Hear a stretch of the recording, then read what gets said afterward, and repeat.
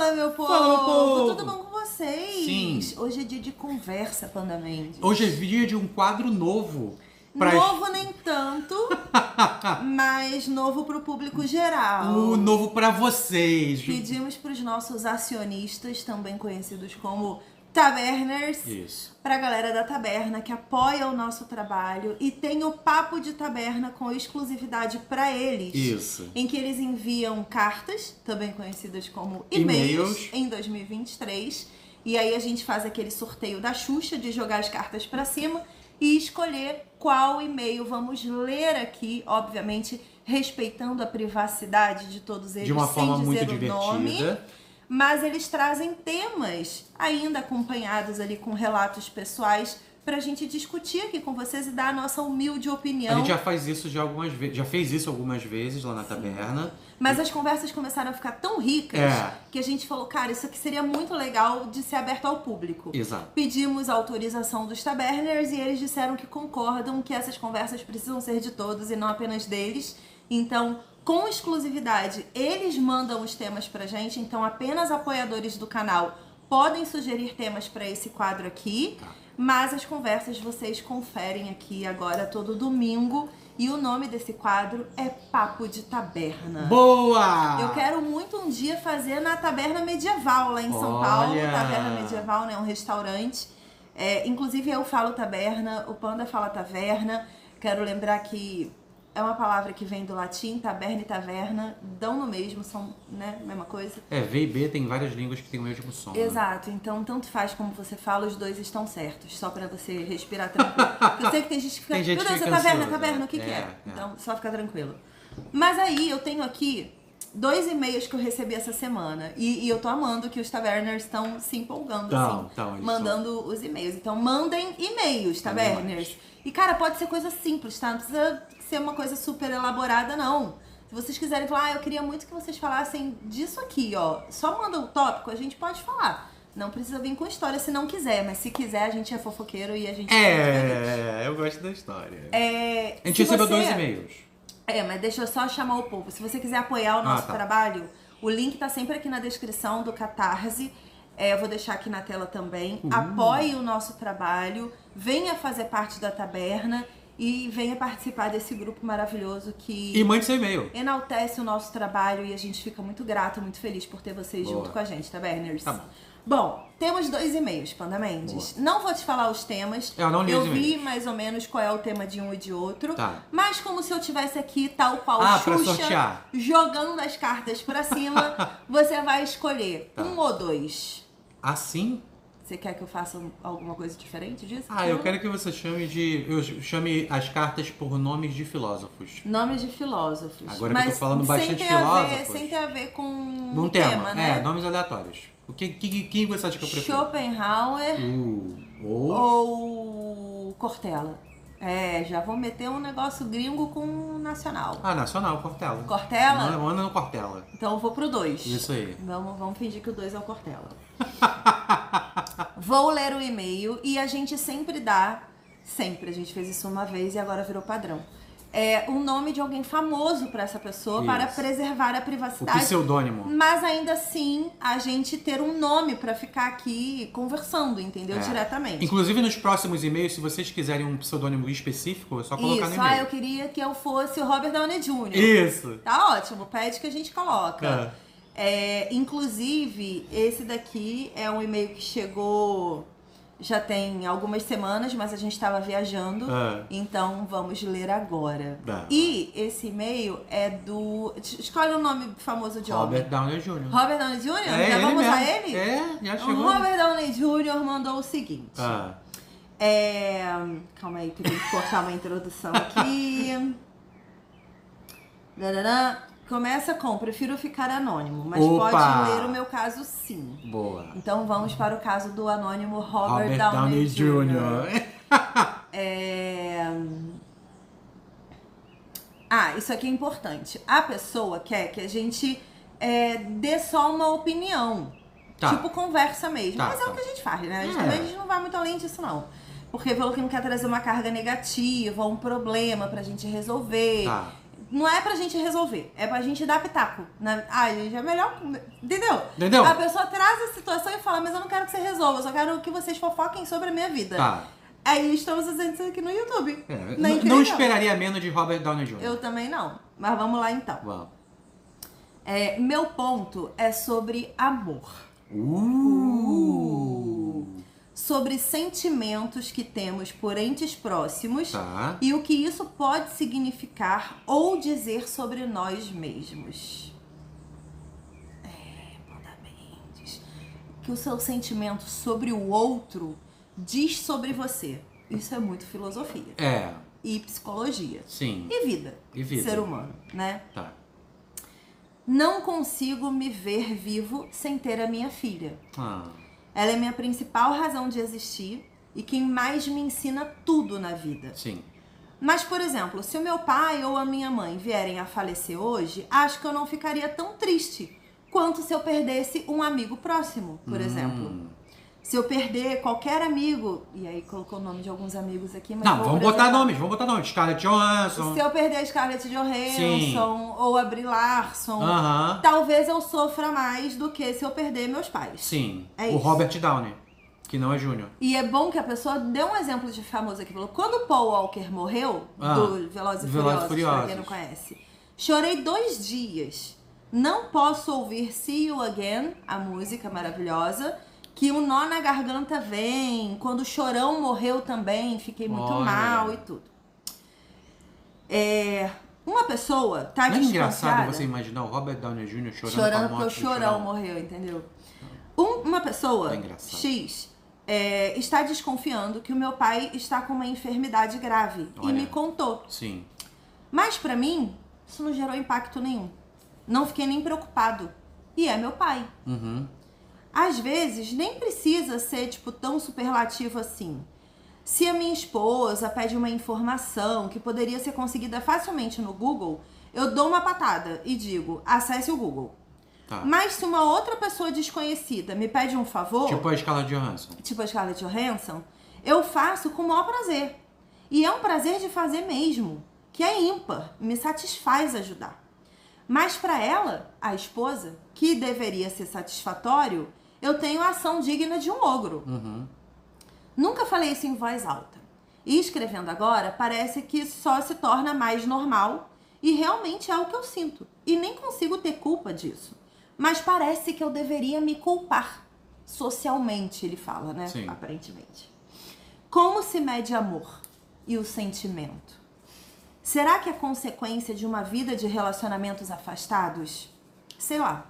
Só de pensar a cabeça já dá uma fritada. Cara, a primeira coisa que eu penso é que assim, inevitavelmente quando você se casa, você conhece alguém, você tem esse vínculo novo com essa pessoa, né? Sim. E aí você pensa assim, pô, é uma pessoa nova, que legal, tô apaixonado, que gostoso, tô amando, vou casar, vamos morar junto. É tudo novo, tudo novo, tudo novo. Inevitavelmente quando você vai ter a sua casa e você vai morar com alguém, você começa a compartilhar as responsabilidades.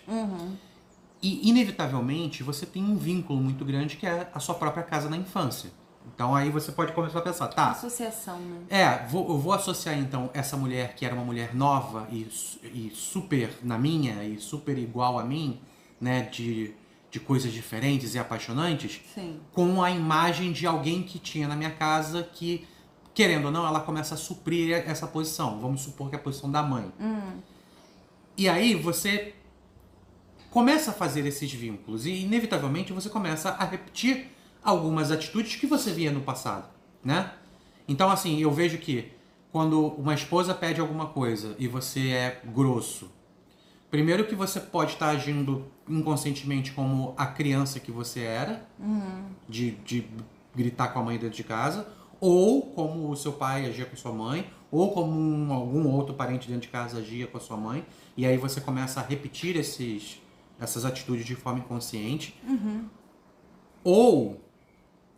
Peraí, aí agora eu tô confuso. Não, é isso. Eu acho que essa parada de você tratar mal alguém de casa e se outra pessoa da rua te pedir alguma coisa. De um eco de uma memória. Exato. Eu acho que é mais vinculado a isso, de você ficar repetindo coisas que aconteceram em experiências da sua vida, Sim. do que o quanto você ama ou deixa de amar aquela pessoa. Eu acho que também pode ir por um caminho, e eu me identifico muito com isso, não necessariamente com esse tipo de história de não conseguir amar, porque eu não tive uma infância afastada dos meus pais, Sim. tive um afastamento do meu pai, mas por conta de trabalho, ele trabalhava viajando.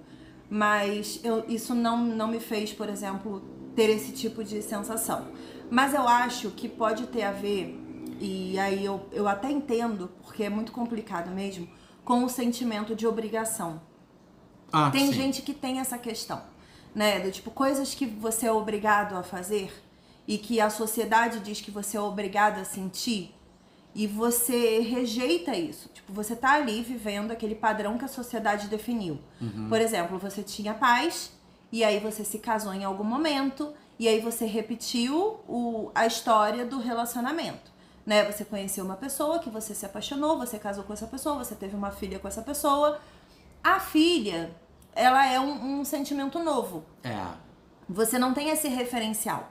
E talvez o afastamento dos pais tenha feito você não querer fazer isso com a sua filha. Então aí você se torna super protetor. E carinhoso, né? e é a minha vida, porque né? Porque você quer fazer o contrário do que talvez você tenha experienciado na sua vida. Mas o que me pega muito, e eu concordo em vários níveis, porque eu acho que o amor não deveria ser ensinado assim pra gente, com o senso de obrigação. Sim. Eu lembro, por exemplo, quando eu era criança, que a família do meu pai, por exemplo, a minha avó, minhas tias, tudo, minha tia, eles tinham um hábito de fazer assim: hoje é aniversário de fulano, você já ligou pra ele? Não, você tem que ligar pra ele, vai lá falar com ele. Eu também passava por Ou chegava na casa da minha avó, e era só a família do meu pai, assim, que fazia isso, sabe? Que tinha esse hábito. E aí chegava na casa da minha avó. Tinha que beijar todo mundo, falar com você já foi cumprimentar todo mundo? Você já falou com todo mundo? Você já foi dar um beijo em todo mundo? Existia esse senso de obrigação que, por exemplo, quando eu fiquei adolescente, primeira fase ali do vou fazer o que eu quiser da minha vida, eu chegava e falava, não preciso beijar todo mundo, eu posso chegar e dar um oi geral. Eu falava assim. E aí eu chegava e falava oi pra todo mundo, tudo bem, tudo bem.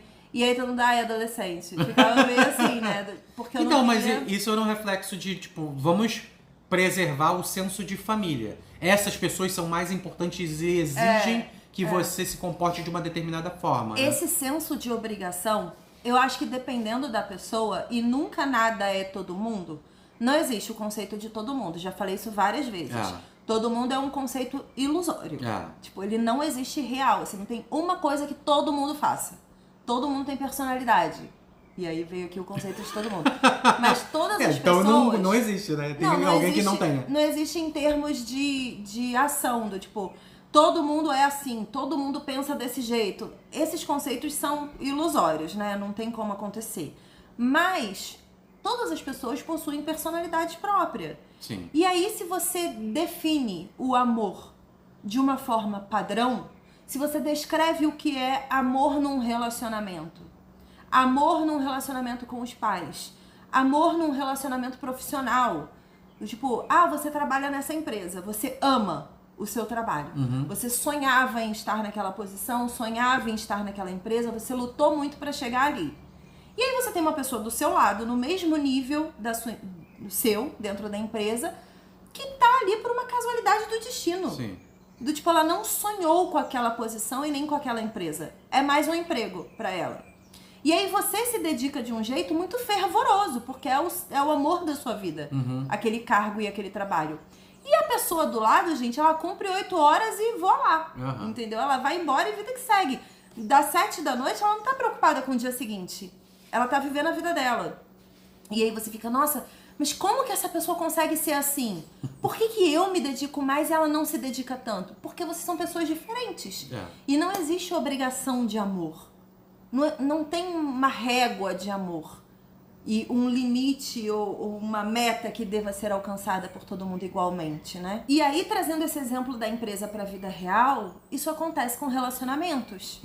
Eu acho que, para mim, de todos os pontos desse meio aqui, o que bate mais é o relacionamento com a esposa. Sim. Né? Que ele se sente na obrigação de ser gentil, como é com outras pessoas da rua, mas ele não consegue e aí ele age como um ogro. E é aquela parada. O agir como um ogro, na minha visão, não é um... É fácil a gente se colocar como, tipo, um marido na posição de o ogro, porque a gente é, sei lá, a figura mais masculina e de casa, assim, sabe? Tipo, é o ogro. Mas, na minha visão, é uma atitude infantil. Assim como a esposa também tem... Os dois têm atitudes infantis. Porque a gente se coloca na postura de adulto dentro de casa, mas a gente ainda está em desenvolvimento. E a gente repete alguns atos. Sim. Eu acho que é assim, tipo... No momento que você dá um piti e uma atitude de ogro com a sua esposa, é mais você sendo uma criança birrenta. Depende também. Eu acho que tem vários níveis, né? Porque a gente tem que tomar cuidado também para não normalizar a agressividade. Sim. Porque eu não sei o nível de agressividade. Exato, a gente não sabe o nível de ogro, né? Que a pessoa também responde. Eu imaginei só uma reclamação, tipo, para com isso, não enche, alguma coisa assim, sabe? Mas isso aí é muito complicado também, assim. Eu acho que em termos de relacionamento, a gente vai para outra camada de discussão, assim. Porque nenhum tipo de desrespeito, e aí falando de mim, tá? Nenhum tipo de desrespeito pra mim é aceitável. Sim. Se uma pessoa desconhecida me tratar como um ogro, eu vou ficar tão irritada quanto se o Panda fizesse comigo, quanto se meu pai fizesse comigo. Sim. Por exemplo, pegando exemplos masculinos aqui da minha vida. Porque eu acho que eu devo ser tratada com respeito, independente do que eu signifique pra pessoa. E aí eu queria ir pra esse caminho. Amor não é sinônimo de respeito. São duas coisas que coexistem. Isso. E juntas são super poderosas. Mas não são sinônimos. Você pode respeitar alguém que você não ama. E pra mim, isso é essencial pra relação social. Qualquer relação social. Com desconhecidos e com pessoas que eu amo muito. Então, você tratar com acolhimento... Você entender uma falta de conhecimento. E prestatividade, né? Porque ele falou isso. Tipo, eu sou prestativo de muito bom grado com os meus amigos, mas com a esposa não. E eu acho que talvez, puxando então, já que você não quer que eu resolva o seu problema e longe de mim querer resolver, mas puxando talvez pra vida real, isso me fez refletir muito, assim, essa história, porque eu fico pensando, então...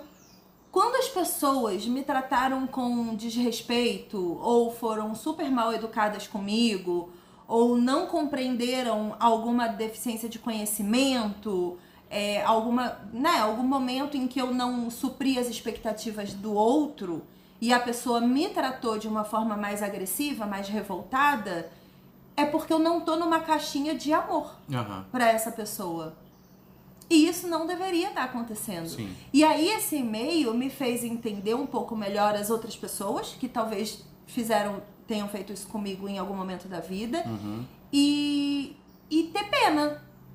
Me fez pensar assim, me fez ter pena. Porque, poxa, então você precisa me amar pra me respeitar? Sabe? Me fez ter um pouco mais, talvez, de empatia pelo outro. Por exemplo, agora, na minha infância... Eu não podia falar nenhum palavrão dentro de casa. Nenhum, zero. Não podia. E a gente se casou, a gente trouxe a regra de não falar palavrões dentro dos nossos conteúdos e tal. E se tornou muito fácil se relacionar sem falar palavrões. E hoje eu tenho esse reflexo de, no meio de um momento mais acalorado, a gente não se xinga. Não existe uma ofensa. Não existe. Quando ultrapassa, e às vezes ultrapassa em discussões muito pouquinho, né, de ficar um pouco mais assim, agressivo e tal, quando chega próximo de um xingamento ou uma agressão, é muito chocante pra mim. E aí junta tudo, né? Junta o nosso dia a dia no trabalho, a minha vida inteira pela minha mãe. Então, mas eu acho que a minha mãe ajudou muito nisso. Minha mãe falava palavrão dentro de casa, mas eu não podia. Meus pais não falavam. Os pais daqueles não falavam. E se minha mãe ver que ela falar palavrão, ela vai falar que ela vai negar, né? Vai dizer, nunca falei não. Você tá ficando maluco. Vai se ferrar. Mas eu acho que a gente cria... Então, o vai se ferrar, numa discussão nossa, me ofende. Tem muito peso, vai se ferrar aqui em casa. Aqui em casa tem peso, entendeu? Porque a gente não fala mesmo. A gente não fala, no dia a dia e tudo mais. Mas não que a gente não falhe, tá? A gente falha. Não, a gente falha. A gente falha, a gente erra, a gente briga, a gente é um casal como todos os outros, gente. Panda não lava louça. Seu marido lava louça? Panda não lava louça proativamente. Não lava, Panda Mendes. A gente vai começar essa discussão aqui na frente das pessoas. Das visitas, Panda Mendes. Vai ficar rindo, né? Manda e-mail aí, galera da taverna, sobre lavar a louça. Aí a gente tem bastante eu quero relatos de lavar louça em casal. Relatos de atividades domésticas. Mas quem quiser também falar sobre educação masculina, a gente pode fazer um outro e-mail sobre isso. E feminina também. Não, só masculina. Vamos falar. Não, mas assim, acho que a gente tem essa questão realmente da obrigação. A gente aprende o amor como obrigação. Vou entrar num campo aqui questionador e não opinativo. Mas aí vamos... Deixa eu só fazer um questionamento. Tá. É que eu não queria perder esse fio. Vai. Não, é só um questionamento, assim. Eu quero que vocês coloquem aqui no comentário. Porque é um questionamento real. A minha casa era uma casa de muitas religiões. E todas as religiões sempre muito respeitadas. Né? Minha mãe vem de um berço católico e o meu pai vem de um berço espírita, por exemplo. E aí, durante toda a minha vida, eu frequentei os dois ambientes. Então, eu fiz primeira comunhão, fui batizada e tudo mais, e frequentava centro espírita. Fez crisma também? Não fiz crisma. Eu também não fiz crisma. Mas eu ia fazendo as duas coisas assim, sabe? Eu ia frequentando os dois ambientes. Beleza. Isso tudo muito respeitoso. Meus pais também frequentando um ambiente do outro, nunca teve problema. Sim. De intolerância religiosa na minha residência. Mas eu vejo que esse amar que as pessoas às vezes defendem, tanto em relacionamento matrimonial quanto pai e mãe, tem um fundo religioso. Cultural, né? Talvez por ser um dos mandamentos. Talvez por ser um dos mandamentos. Isso. Mas eu queria saber se esse berço religioso que te obriga a amar, por exemplo, pai e mãe, ou amar qualquer outra pessoa da sua vida, não desrespeitar seu marido e sua esposa, que é uma coisa que, como eu falei antes, eu acho que ninguém deveria desrespeitar ninguém, ser direcionado a esses títulos da sua vida, pai, mãe, marido, esposa, se atrapalha o seu sentimento genuíno. Eu quero que vocês digam isso aqui. Diga aí. Na minha perspectiva, existe um senso filosófico de que tudo que é ético são regras naturais da nossa existência que estão dentro de nós que não precisam ser ensinadas. Então, teoricamente, todo mundo já nasce com um conceito básico do que é certo e o que é errado. Teoricamente, quando qualquer ser vivo, e não só pessoas, te olham com ternura e com gratidão, aquilo é o gesto mais singular de amor. Então, quando você tem um bebezinho que você agrada a ele e ele te olha com ternura e você sente aquela conexão, aquilo é amor. Sim. No momento em que você pega essa regra, coloca nos modelos sociais nossos e você fala assim, amar um ao outro como a si mesmo. Deixa de ser ético e passa a ser moral. Tá. Você passa a impor uma regra. Isso confunde. Então, mas é uma regra com régua. E é isso que me deixa questionando. Não vou dizer desconfortável. Mas me deixa questionando. Porque a gente precisa categorizar as coisas, né? E aí, quando a gente categoriza, a gente quantifica as coisas. E a pergunta do Robert Downey Jr. é essa, tipo, como é que eu quantifico o amor? Amar ao próximo como a si mesmo. Quando você tá no avião, você não tem que colocar a máscara primeiro em você para depois ajudar o outro? Eu acho que amar ao próximo como a si mesmo implica em primeiro amar a si mesmo, né? E confunde as pessoas. Como se você tivesse que priorizar o outro a despeito de si. Sim. E é exatamente o contrário. Então você se ama para conseguir amar o outro. Primeiro você exercita o amor com você mesmo. E aí é aquela parada que eu queria falar para essa pessoa daqui do e-mail, pro nosso Robert Downey Jr. Você se ama e você é capaz de amar outras pessoas.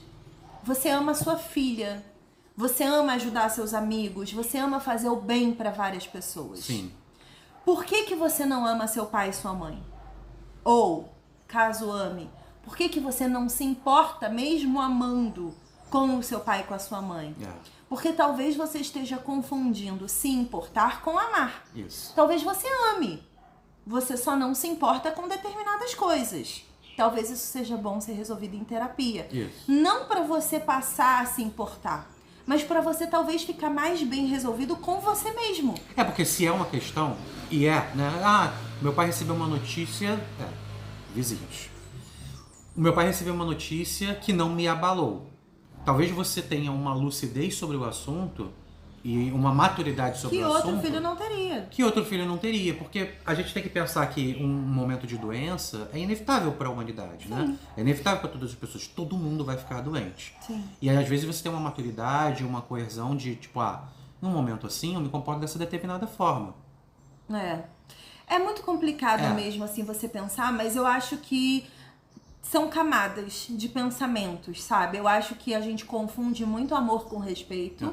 A gente confunde amor com solidariedade. Sim. A gente confunde amor com ajuda, com apoio, com suporte emocional, com presença.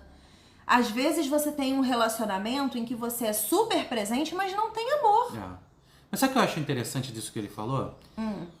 Que ele falou como ele age e aí depois ele refletiu. Ele falou, cara, agora escrevendo sobre isso, eu consigo enxergar de uma forma diferente. E aí parece ruim. Então é aquele negócio, né? As atitudes, os impulsos de atitude, às vezes passam despercebidos. A gente sabe que a gente está agindo de uma determinada forma.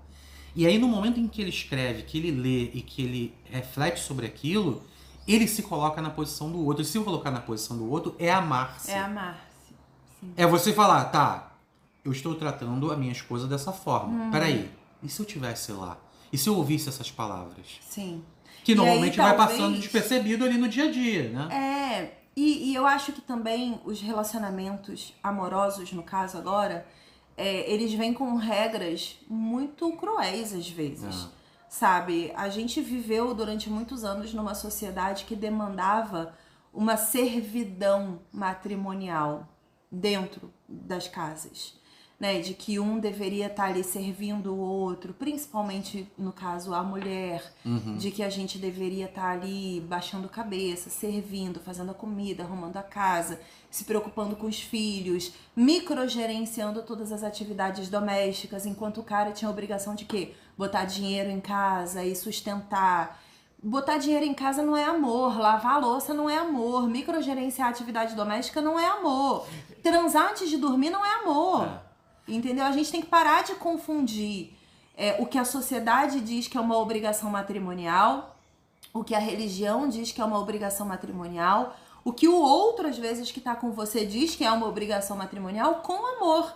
E é por isso que todo mundo tem que fazer terapia. Porque você tem que entender o que é o seu amor próprio e o que é o seu amor pelo outro. Cada um tem um jeito de amar muito particular. Eu tava vendo um vídeo em que o cara falava que até a década de 90, as crianças, quando o pai chegava em casa, elas corriam pro pai pra abraçar, ou pra reclamar do irmão, tipo, pra dar umas boas-vindas ali de alguma forma, né? E elas corriam em direção ao pai, abraçavam o pai, ou faziam alguma coisa com o pai. Tipo, era um momento. E esse momento, por muito tempo, foi confundido como amor. Mas era uma forma da sociedade de levar para o pai um senso de liderança, porque ele precisava de uma resposta do que ele não acompanhou até o momento dele voltar para casa. Sim. Isso mudou. A partir dos anos 2000, isso mudou. Com a tecnologia, os filhos ficam no celular. Ou ficam vendo televisão, ou jogam videogame. Não tem esse correr para o pai para dar uma resposta, porque o senso de liderança e responsabilidade simplesmente mudou dentro de casa. E é interessante isso, né? Porque quando a gente muda esse senso de liderança dentro de casa, a gente começa a pensar, tipo, tá, e qual é o papel de cada um dentro de casa? Sim. Ser você mesmo, né? Qual é o papel da esposa, qual é o papel do marido? É o mesmo papel. Eu acho que a gente tem que recalcular a rota social mesmo. Né? Começar a discutir determinados fundamentos sociais. Esse lance de amar ao próximo, em várias questões sociais, né? Culturais, assim. Não entra só no âmbito religioso. Sabe? Do quanto que é obrigação e o quanto é do coração. Sim. Você ser solidário, você estar presente. Por exemplo, eu já vi muitos conteúdos na internet falando que depois da pandemia a bateria social ficou reduzida da maioria das pessoas. Então antes as pessoas, por exemplo, saíam do trabalho na sexta-feira e elas iam, sei lá, pro bar com o pessoal do trabalho. Sim. Aí no sábado encontrava Uns amigos. fazia um passeio com amigos, família, ou qualquer coisa assim. No domingo tinha aquele tradicional almoço na casa da mãe, na casa da avó. E isso meio que foi morrendo, assim. As pessoas viram por 3 anos, praticamente, que elas não precisam estar socialmente presentes para estar presentes na vida dos outros. Então, talvez os almoços de domingo na casa da avó tenham sido substituídos por um telefonema, uma vez por semana. Talvez o churrasco com os amigos, que gastava dinheiro, tempo e tudo mais, tenha sido substituído por um WhatsApp no grupo dos amigos falando saudades de vocês. Eu fiz isso hoje, tá? A bateria social das pessoas diminuiu de tamanho. Então a sua tolerância social tá diferente. Olha. Isso significa que você ama menos essas pessoas? Significa que você tá menos presente na vida dessas pessoas do que estava antes? E aí você tem os super conservadores do pré-pandemia que falam, não, a gente precisa resgatar esse momento, a gente precisa voltar a fazer isso, a gente precisa ser aquelas pessoas de 2019, de antes da pandemia, porque a gente é humano, a gente vive em comunidade, mas hoje em dia a gente não vive em comunidades virtuais? Seriam as comunidades virtuais ainda assim comunidades? Ou comunidade é toque? Comunidade é experiência social sensorial. Acho que comunidade é troca. É troca. Troca virtual conta como troca? Acho que sim. Para algumas pessoas sim, para outras não. Então é isso, assim, a gente precisa recalcular a rota. Por quê?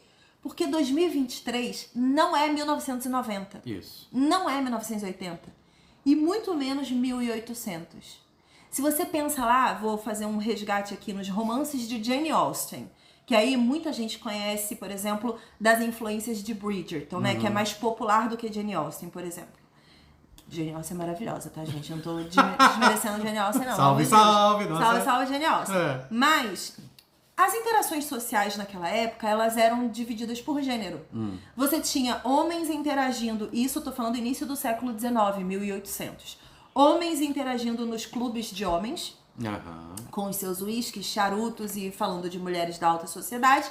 E do outro lado você tinha os chás das 5, e aí tô falando muito de Jane Austen, então Londres, óbvio. O chá das 5 em que as mulheres se reuniam para fofocar. E isso é uma definição, concorda, de quem tá de fora das duas coisas? Mas se você pensar, churrasco de final de semana se divide assim. As mulheres iam pra cozinha pra fofocar e os homens ficavam em torno da churrasqueira, comendo carne e bebendo cerveja. E fofocando também. Mas é essa a questão. A gente precisa recalcular a rota, porque hoje, gente, em 2023, primeiro, que o amor, ele não é mais visto como era no início do século XIX. Sim. A gente está racionalizando o amor? Sim.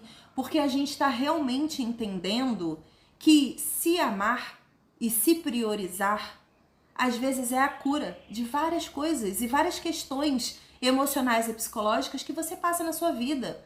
Às vezes um burnout vem porque você priorizou amar a sua atividade ao invés de amar a si mesmo.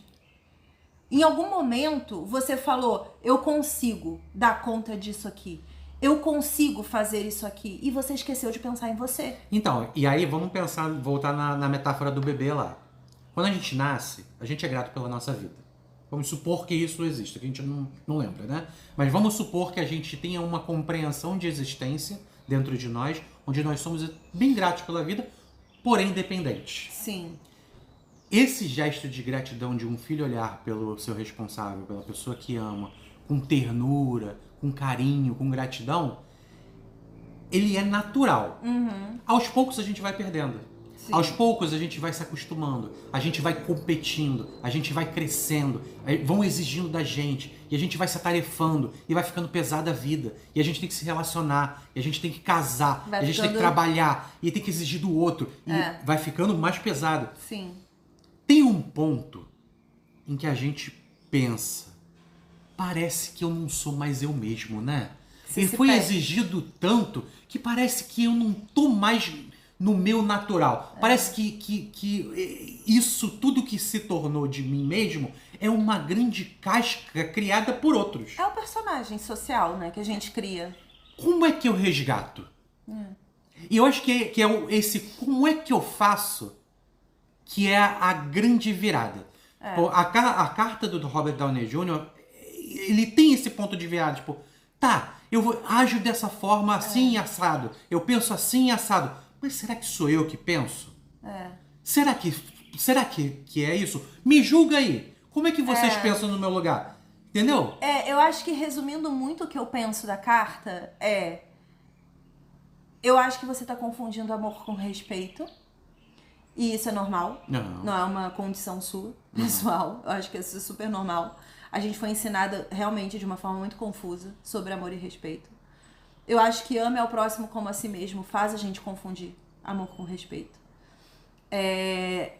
Se você se ama e você tem condições de amar outras pessoas como você disse que tem, lide com as pessoas que você não tem essa entrega plena de corpo e alma com respeito. Isso aí. Não seja um ogro, nem com a sua esposa, nem com ninguém. Nem com você mesmo. Nem com você mesmo. Então, não confunda amor com respeito. E não cobre amar quem você respeita. Isso é legal. Eu acho que isso tranquiliza o seu coração. Em algum momento, essa relação de respeito pode virar uma relação de amor infinito. É verdade. E aí é você, com o seu desenvolvimento emocional, entendeu? Mas se cobrar, eu acho que prejudica as relações. Porque talvez dentro da sua cobrança, você reaja com raiva ou de uma forma agressiva, porque você não está conseguindo ser capaz de entregar o que você idealiza que deveria entregar. Sim. E aí é muito você com você mesmo. Então, não confunda amor com respeito. São duas coisas completamente diferentes que, quando juntas, são maravilhosas. Quando separadas, são maravilhosas individualmente. O que a gente não pode é dizer que ama e tratar com desrespeito. Dizer que respeita e tratar com ausência total de sentimento. Do tipo, eu te respeito, mas eu vou ser desagradável com você, mas eu te respeito pelo seu título. Sabe? Do tipo, você é meu chefe, eu te respeito. Você é meu pai e minha mãe, eu te respeito, mas na sua frente só. Na sua frente. Porque nos meus pensamentos ou com as outras pessoas eu falo mal de você. Eu falo mal de você. Não precisa, entendeu? Então eu acho que é muito isso, assim. E a gente tem que dormir bem, gente. Acima de tudo, a gente precisa se aceitar como a gente é. Não é à toa, e vou abrir aqui um super parênteses, que a sigla LGBTQPIN+,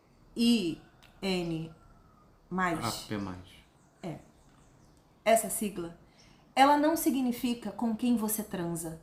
Nunca foi sobre sexo, a sigla LGBT, como muitos acreditam na sociedade. Ela é sobre formas de amor. Inclusive, sobre querer muito estar com alguém sem ter amor. Existem formas diferentes de amar outras pessoas. Existem formas diferentes de se relacionar com outras pessoas. A sigla existe para normalizar esses sentimentos. Ela não é uma sigla como a lista de Schindler, sabe? Que você anda marcado pela sociedade. Não é sobre diferenciar, é sobre incluir todos os tipos de amor que existem na sociedade. Sim. E é muito bonito se um dia, quer dizer, vai ser muito bonito se um dia a gente souber compreender que a forma que a gente ama é nossa. A gente pode conhecer outras pessoas que amam da mesma forma que a gente ama, mas a gente vai conhecer mais gente que não ama da mesma forma do que gente que ama da mesma forma que a gente ama. Porque a gente não é uma forma, sabe? A gente não é um copia e cola. A gente é muita coisa dentro da gente mesmo, assim. A gente tem que se ouvir um pouquinho mais também, né? E se respeitar e se amar antes de qualquer outra coisa. De novo, coloque a máscara em você antes de ajudar o outro. Ou seja, se entenda, se conheça, se ame. Explore você mesmo e o seu amor por você mesmo antes de exigir que você ame outra pessoa. Isso. Faça isso com você, que eu tenho certeza que você vai dormir melhor. Boa. Não tô resolvendo o problema de Robert Júnior. Estamos só dando pitaco na vida alheia, como ele pediu. Exatamente. Taberners, mandem e-mails, mandem suas cartas. Melhor, Taberners, lá no grupo do WhatsApp, vamos tentar descobrir quem é o Robert Downey Jr. Não faça isso. O Robert Downey Jr. não quer. Ele pediu ele pediu? Então não. Ele pediu para ser anônimo, então vamos respeitar a vida de Robert Downey Jr. Então todos vocês não vão saber, mas já terminando agora esse vídeo, eu vou olhar quem é o dono do e-mail. Obrigada a todo mundo que assistiu até aqui. E se você gostou desse tipo de conteúdo, coloca aqui nos comentários que a gente quer saber. Isso. Mande para alguma pessoa um corte desse vídeo ou o vídeo inteiro que você acha que precisa ouvir essa mensagem. E mais, se quiser apoiar o nosso trabalho, o link tá sempre aqui na descrição. Entra lá no Catarse, qualquer apoio é super bem-vindo. Nosso trabalho é feito de forma independente e é importante que vocês saibam disso. Bom. Obrigada a todo mundo que participou desse vídeo, obrigada a todo mundo que mandou e-mails e cartas. Em breve, no próximo domingo, teremos mais um Papo de Taberna para vocês. Beijos e até a próxima. Tchau!